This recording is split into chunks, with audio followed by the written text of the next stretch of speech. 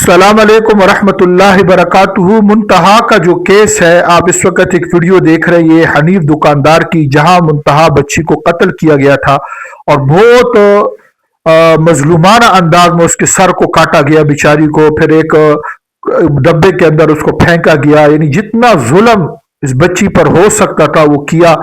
تو اس کی جو لوگ جو ہے وہ اس کی دکان کو اکھاڑ رہے ہیں، یہ بہت اچھا کر رہے ہیں کہ ایسے شخصوں کو کوئی رہنے کا حق نہیں۔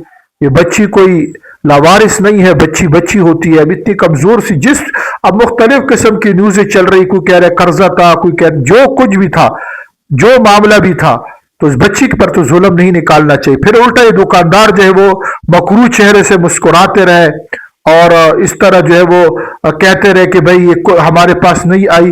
تو یہ جو لوگوں نے کیا بہت اچھا کیا۔ سننے میں یہی آیا کہ اس کا جو قاتل ہے اس کو گاؤں والے دفنانے بھی نہیں دے رہے۔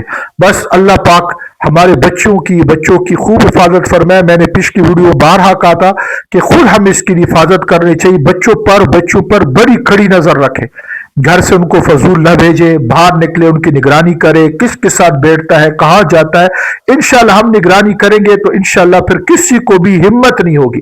اگر ہم کھلے مہار چھوڑیں گے تو پھر تو آپ کو پتا ہے کہ یہ دنیا بڑی ظالمانہ ہے، بڑی ظالمانہ۔ تو پھر اس طرح کی حرکتیں ہوگی۔ اللہ حفاظت فرمائے۔ السلام علیکم۔